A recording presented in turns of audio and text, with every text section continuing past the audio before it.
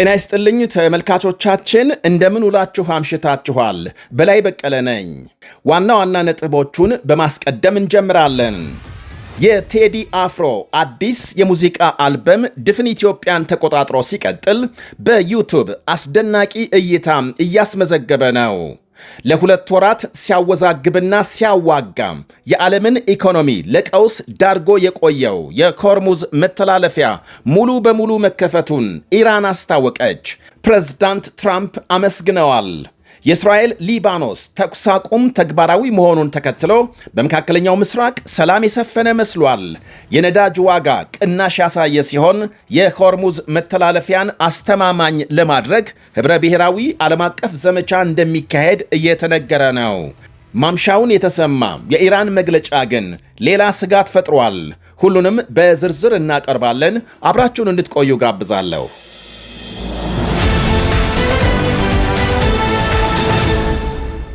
Teddy Afro has done it again. Once again, this legend has broken another record.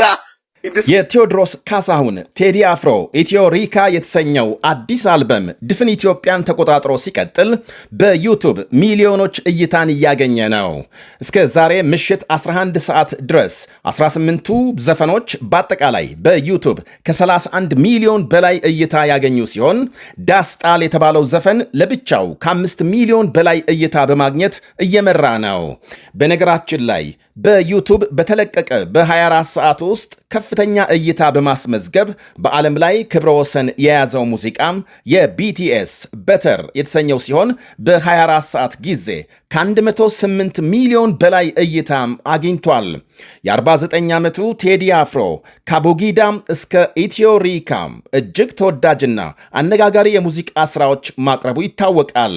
በተለይ የሕዝብን ስሜትና ብሶት በማቀንቀን የሚታወቅ ሲሆን በዚህም በርካታ ደጋፊዎቹ ከነ ቦብ ማርሊ፣ ሳም ኩክ፣ ማርቪን ጌይ እና ከሌሎች የዓለማችን ዝነኛ አርቲስቶች ጋር ያመሳስሉታል።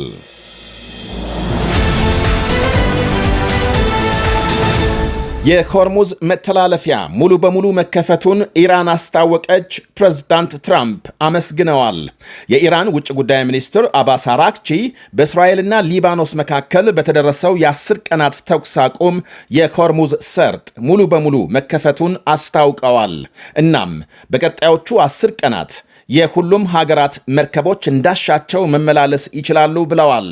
በዚህ የኢራን ውሳኔ ፕሬዝዳንት ትራምፕ ደስታቸውን የገለጹ ሲሆን የቴሄራንን መሪዎች አመስግነዋል። ያም ሆኖ የሆርሙዝ መተላለፊያ ቢከፈትም ከኢራን ጋር የተነሱ ጉዳዮች ሙሉ በሙሉ እስከሚቋጩ በኢራን ባህር ክልል የተጣለው እገዳ ተጠናክሮ እንደሚቀጥል አመልክተዋል።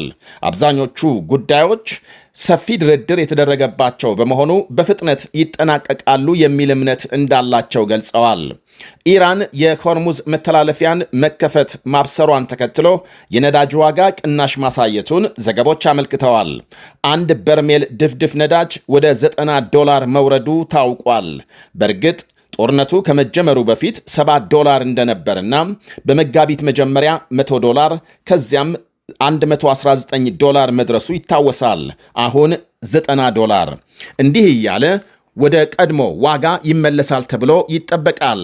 50 ኪሎ ሜትር ስፋት ያለው የሆርሙዝ ሰርጥ ለዓለም ገበያ ከሚቀርበው ነዳጅና ጋዝ 20 በመቶ የሚሆነው የሚጓጓዝበት መስመር ሲሆን ባለፈው የፈረንጆች ዓመት በየቀኑ 20 ሚሊዮን በርሜል ነዳጅና የነዳጅ ውጤቶች በሆርሙዝ በኩል መተላለፋቸው ይነገራል። በገንዘብ ሲሰላ በዓመት $600 ቢሊዮን ንግድ ይሳለጥበታል ማለት ነው። በሆርሙዝ በኩል የሚተላለፍ ነዳጅ ደግሞ ከኢራን ብቻ አይደለም። ኢራቅ፣ ኩዌት፣ ኳታር፣ ሳውዲ አረቢያና የተባበሩት አረብ ኤሚሬትስን ከመሳሰሉ የባህረ ሰላጤው ሀገሮች ጭምር መሆኑ የመተላለፊያው መዘጋት ጉዳቱ የከፋ እንደነበር ማሳያ ሊሆን ይችላል። ኢራን ሆርሙዝን የከፈተችው በእስራኤልና ሊባኖስ መካከል የተደረሰውን የ10 ቀናት ተኩስ አቁም ተከትሎ ሲሆን የሄዝቦላህ ሁኔታና የእስራኤል ከሄዝቦላህ ጋር ያልጨረስኩት ጉዳይ አለ ማለቷ ስምምነቱን ሊያደናቅፍ ይችላል የሚል ስጋት አሳድሯል። ተኩስ አቁም ከተጣሰ ደግሞ ኢራን ሆርሙዝን መልሳ ላለመዝጋቷ ምንም ማረጋገጫ የለም። ሄዝቦላህ ተኩስ አቁሙን ቢደግፍም ትጥቅ በፍጹም እንደማይፈታና ስምምነቱ አጠቃላይ ሁሉንም የሊባኖስ መሬቶች የሚያጠቃልል መሆን እንዳለበት አስገንዝበዋል። ኢራንም የእስራኤል ሊባኖስን ተኩስ አቁም መደገፏን ቀደም ሲል መግለጿ ይታወቃል። ትራምፕ እስራኤል በሊባኖስ የምትፈጽመውን ድብደባ እንደምታቆም ሲገልጹ ኢራን በከፍተኛ ደረጃ ያበለጸገችውን ዩራኒየም አሳልፋ ለመስጠት መስማማቷን አስታውቀዋል። በምትኩ $20 ቢሊዮን ታግዶ የቆየ ገንዘብ ይለቀቅላታል። አሜሪካም ቢ52 ተዋጊ ጀት ሰርስሮ የመታውን የኢራንን የኒኩሌር አቧራ በሙሉ ጠርገን እስከምናስወግድ የታገደው ገንዘብ አይለቀቅም ብለዋል። የእስራኤል መከላከያ ሚኒስትር እስራኤል ካትስ በበኩላቸው ከሊባኖስ ጋር ተኩስ አቁም ቢደረስም በሄዝቦላህ ላይ የተከፈተው ዘመቻ ግን ገና አልተጠናቀቀም በማለት በሀገራቸው ቴሌቪዥን ይፋ አድርገዋል። በሊባኖስ የተፈጸሙ ጥቃቶች አብዛኞቹ ግባቸውን አሳክተዋል ያሉት ሚኒስትሩ የእስራኤል ጦር በነፃ ቀጠናነት ከተቆጣጠራቸው መሬቶች ለቆ እንደማይወጣ ገልጸዋል። የኢራን ውጭ ጉዳይ ሚኒስቴር የሊባኖስ ተኩስ አቁም የሄዝቦላህ ተጋድሎ ውጤትና ከአሜሪካ ጋር የተደረሰው ስምምነት አካል አድርጎ እንደሚመለከት ገልጧል። የፓርላማ አፈ ጉባኤ መሐመድ ባጋር በበኩላቸው የሄዝቦላህና ሌሎች የአካባቢው ተዋጊ ቡድኖች የጋራ እንቅስቃሴ ውጤት ነው ብለዋል። ሄዝቦላህም እስራኤል ተኩስ አቁሙን የሚጥሱ ድርጊቶች ከፈጸመች ጣቴን በጠመንጃ ቃታ ላይ አድርጌ እጠብቃለሁ ሲል አስጠንቅቋል። ከእስራኤል ጋር አዲስ በተነሳው ግጭት ከ2000 በላይ ጥቃቶች በእስራኤል ላይ መፈጸሙን አመልክቷል። ያም ሆኖ እስራኤል የተኩስ አቁም ጊዜው እስኪጠናቀቅ በሊባኖስ ግዛት ቆያለሁ ማለቷ ምናልባትም ከሄዝቦላህ ጋር ወደ ሌላ ውጊያ እንዳይከታት የተለያዩ ወገኖች ይሰጋሉ። የፓኪስታን ጠቅላይ ሚኒስትር ሼባዝ ሸሪፍ በሊባኖስ የተኩስ አቁም በመደረሱ የተሰማቸውን ደስታ ገልጸዋል። ስምምነት እንዲደረስ ቁልፍ ሚና የተጫወቱት ፕሬዝዳንት ትራምፕ ደፋርና ብልህ የዲፕሎማሲ ጥረት አድርገዋል ሲሉ አወድሰዋል። ፓኪስታን ለሊባኖስ ሉዓላዊነትና የግዛት አንድነት ጽኑ ድጋፍ እንደምትሰጥ አረጋግጠዋል። ፓኪስታን በኢራንና አሜሪካ መካከል የተደረሰውን ተኩስ አቁም ማስተናገዷ ይታወቃል። በእስራኤልና ሊባኖስ መካከል የተደረሰው ስምምነት ሄዝቦላህን ትጥቅ በማስፈታትና የሊባኖስን ሰላም በማረጋገጥ ላይ የተመሰረተ ሲሆን ሄዝቦላህና ሌሎች ታጣቂ ቡድኖች በእስራኤል ላይ ጥቃት እንዳይፈጽሙ የሊባኖስ መንግስት እርምጃ የመውሰድ ግዴታ ተጥሎበታል። እስራኤልም ለሊባኖስ መንግስት አስፈላጊውን ድጋፍ የመስጠትና ትብብር የማድረግ ኃላፊነት የሚጠብቃት ሲሆን ቀሪ ጉዳዮችን ለመፍታት በቀጣይ ተጨማሪ ንግግሮች ለማካሄድ ተስማምተዋል። ይህንኑ ከትላንት ሌሊት 7 ሰዓት ጀምሮ ተግባራዊ የሆነውን ተኩስ አቁም ተከትሎ ማምሻውን በደቡባዊ ሊባኖስ የድሮን ጥቃት መፈጸሙን አልጀዚራ ዘግቧል። በጥቃቱ አንድ በብስክሌት ይጓዝ የነበረ ሰው መገደሉንና እስካሁን ከሁለቱም ወገን የተሰጠ ምላሽ አለመኖሩን አክሏል።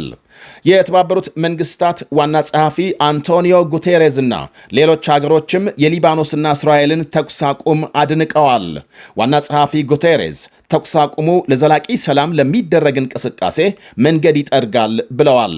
ሁለቱም ወገኖች ተኩስ አቁሙን እንዲያከብሩ በሌላ በኩል የሆርሙዝ መተላለፊያን ወደ ነበረበት ለመመለስና ለመርከቦች የደህንነት ዋስትና ለመስጠት የሚያስችል ስብሰባ በፈረንሳይ ዋና ከተማ ፓሪስ ዛሬ ተካሂዷል። የብሪታንያ ጠቅላይ ሚኒስትር ኪር ስታርመር የመርከቦችን የዝውውር ነፃነት ለማረጋገጥ የሚካሄደውን ህብረ ብሔራዊ ዘመቻ ብሪታንያና ፈረንሳይ እንደሚመሩ አስታውቀዋል። ዘመቻው ሁኔታዎች ሲፈቅዱ በቅርቡ እንደሚጀመርና ፍጹም ሰላማዊና ራስን በመከላከል ላይ ተመስርቶ እንደሚካሄድ ገልጸዋል። እስካሁን ከ12 በላይ ሀገሮች በዘመቻው ለመሳተፍ ፈቃደኛ መሆናቸውን ጠቅሰዋል። ይህ የነ ብሪታንያ እቅድ ምናልባትም ኢራን በይፋ መከፈቱን ባስታወቀችው የሆርሙዝ ሰርጥ የንግድ መርከቦች ብቻ እንዲያልፉ መፈቀዱንና ኢራን በቀየሰችው መስመር መጓዝ እንዳለባቸው የቴሄራን መሪዎች ዘግይተው ካወጡት አዲስ ሕግ ጋር ይጋጭ እንደሆነ እስካሁን አልታወቀም። የመርከቦች ጉዞም ከኢራን ኃይሎች ጋር በትብብር የሚሳለጥ እንደሆነም የቴሄራን ዜና አገልግሎት መግለጫ ጠቅሷል። በሆርሙዝ ሰርጥ በኩል የሚደረግ የወታደራዊ መርከቦች ጉዞ አሁንም የተከለከለ መሆኑን ጠቅሷል። በሌላ በኩል የሆርሙዝ ደህንነት እስከሚረጋገጥ በመተላለፊያው በኩል እንደማይጠቀሙ የተለያዩ ኩባንያዎች እየገለጹ ናቸው። ቢቢሲ ያነጋገረው አንድ የነዳጅና የጋዝ ጫኝ መርከቦች ኦፕሬተር ለጊዜው የኢራን መግለጫም ምንም የሚቀይረው የለም ብሏል።